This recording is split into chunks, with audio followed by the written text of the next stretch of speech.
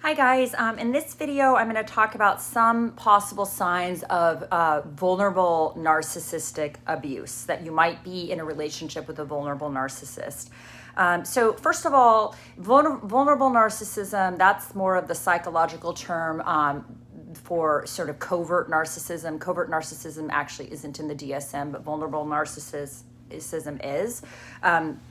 So they share these same things with the overt narcissist. They're very self-centered, they have a high level of entitlement, and they have a need for admiration, right? And also like a grandiosity. Now that grandiosity might be hidden. But what's different about the covert or the vulnerable narcissist is they have a low level of extroversion. They tend to be introverts. They also tend to be more neurotic. They may have a high level of neuroticism, which is like anxiety, depression, anger, especially when there's stress or trauma. This anger can be very hidden and under the surface, but they tend to be very angry internally. They tend to be quite resentful, distrustful, paranoid, insecure. They have feelings of shame. They're hypersensitive to any criticism or even perceived criticism. They tend to be very shy. They tend to be very indecisive. They tend to be defensive, pessimistic, and very unforgiving. They're and very internally angry. They tend to be jealous and insecure. Now, this jealousy and insecurity might be very under the radar, but they tend to be quite jealous of if their partner, because we're sort of focusing on romantic relationships here, but if their partner is spending time with other people, spending too much time with the children, or spending time with friends, then this partner or this narcissist tends to feel, very like envious and jealous, and tends to be very disdainful of that person's friends. Here are some signs of the vulnerable narcissistic abuse. The arguments are, they're always the victim. You're the perpetrator, they're the victim. Everything is your fault. They cannot take personal responsibility for their part. You will never hear them, or very rarely hear them say, "Hi, I'm sorry that I did this very specific thing. What can I do to make amends? I know I was wrong. What can I do?" You may go 10 years with one of these people and never get an apology. I did. Some of the apology is like a sorry, not sorry, which is like, I'm sorry you feel that way. Or it's unfortunate that things happen the way they did. So you see how that is not really an apology, because they're not taking any personal responsibility for the harm they caused. So they tend to not be able to let go of the little things. They are very unforgiving. And again, they're always portrayed as the victim. If their marriage ends and they go through divorce, like they are the victim. Their friends and family that are around them will believe probably that they are the victim, even though they're really usually the perpetrator. They have continual negativity, this low grade pessimism all the time. Not joyful, not grateful, not happy. There's no forgiveness. No matter what someone does, there is no way that person can set things right. There's no reparation available in relationships. They tend to be unmoving, completely stubborn, and completely unforgiving. So the arguments, there's no, the arguments are all very non-productive. They're not solution-oriented. There's no compromise. There's no solution. There's no opportunity for healing. There's no opportunity for reparation. They will tend to wear you down through, it's a war of attrition. They tend to dig their heels in, and they have this incredible innate and uncanny ability to wear the other person down. There's no problem solving. There's no, this is the problem, let's fix it. How can we fix it? That's just not how they operate. There tends to be anger and hatred just below the surface at all times. Now, this might be in the form of silent scorn, dismissiveness, and disdain, but you will feel that, this disdain underneath the surface, even though verbally they may not show that. They tend to, in their minds, they will often accuse the other person without evidence. And this may be very internal, but they assume that their partner's cheating. They assume that their partner's lying. They assume that, that's what they assume, even though that may be absolutely incorrect. They have incredibly poor listening skills, and these can be with the vulnerable narcissist. These can be actually disguised as good listening skills because they're very quiet and they listen, right? But they're not really listening. They're off in their own little world. They're off in their fantasy world. They tend to be presenting that they're listening, and they're completely in their own head. And so one way to kind of get around this is you can ask them like, hey, what did I just say?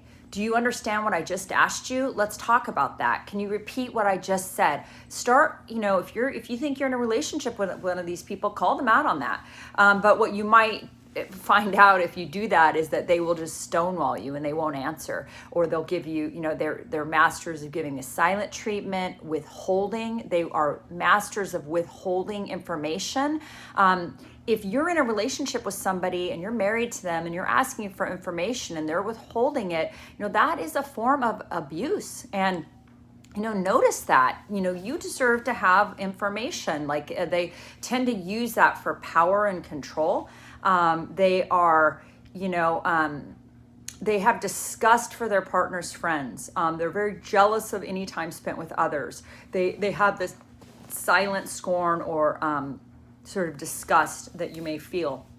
They tend to not answer direct questions. So again, stonewalling. They tend to be very passive aggressive. In the moment, they might agree to whatever the request is that you've made. But what they will do is they will dig their heels in and they won't behaviorally show that change. They won't do it. So they'll agree on the surface and then they just won't do it. So it's very passive aggressive. And then often you might, do something that they're unhappy with, and but you don't know it because they won't tell you, and they will punish you later in some weird, totally unrelated, passive aggressive way. These people tend to, if you want sex, they will withhold it. They tend to withhold affection. They tend to withhold compliments. They tend to withhold sex. They tend to withhold information. They will block you any way they can, but often it's like in this very passive aggressive, silent, sort of unmoving, stubborn, duplicitous sort of way. The vulnerable narcissists tend to have, it's more difficult for them to gain supply, so they tend to have fewer sources of supply. They often can be, they almost all cheat just like the overt narcissist, but it may not be as, obvious. And they tend to be very duplicitous in their cheating. They have double lives, usually with, sex and porn, and sometimes massage parlors or prostitutes, or sometimes they have same-sex hookups when you thought that they were heterosexual. So that can all be sort of a part of the underlying pieces of narcissism. With the vulnerable narcissist, they tend to be very smug and superior. You're the inferior, they are superior, they are better than you. They are, they're the genius, you're the moron. That is how they tend to be. And this can be in the case like, even with, for example, like they could have been with somebody who was, as smart as them, at the same school as them, with the same, sort of accolades as them. And if they're in a relationship with someone like that, they are the superior. I found that out with speaking with the narcissists I was with, ex sources of supply. So, they are superior. They must be, they are better than you and you're less than. So that's how they operate. So, if you're seeing any of these signs, if you're with somebody who is not, acting in an authentic, straightforward, honest, communicative fashion, and you're suffering from, with them withholding information, withholding sex, withholding compliments, withholding affection, there tends to be, they tend to be quite detached. They may be very disdainful of your, friends or family or anyone that you spend time with. That you may be experiencing this feeling of sort of silent scorn, or that they, just under the surface, they just think you're a piece of shit, right? So you may feel that rather than them actually saying it. And again, this pattern has already been repeated in their life, and it will continue to be repeated in their future unless they do some serious therapeutic work. And of course, with personality disorders, these are the hardest ones to change, right? These tend to be people that, the vulnerable narcissists tend to be people that die alone quite often because they're so, self-centered and entitled, and they don't treat people very well.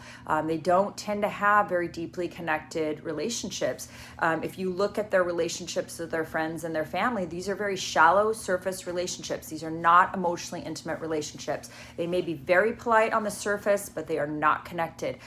They tend to discard. They discard friends, they discard lovers, they discard children, anyone who pushes up against their grandiosity, their idea of perfectionism, anyone who has the audacity to suggest that these people are anything less than perfect. If you have the audacity to suggest that, you better watch out, because they are, they discard. And again, remember, these are people that are sort of driven by, they want to be admired rather than loved, right? So they need to be on this pedestal of admiration, and you need to worship at their feet. So they really, really get off on people who are like, you're so amazing, you're so wonderful, you're so perfect, right?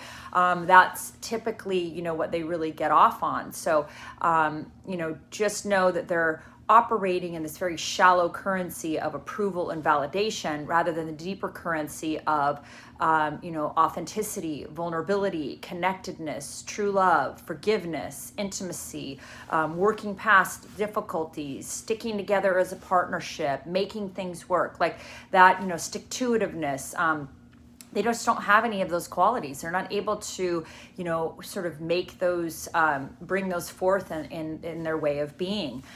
These also, they can tend to be very, have this idealized idea of love, where they have, this unrealistic, totally perfectionistic standard of love that doesn't really have to do with real love, which is you love people unconditionally in spite of their flaws. You work through things. You're a fighter. You stand up for them. You have their back. These are people that will throw you under the bus on a dime. They are not people that have your back.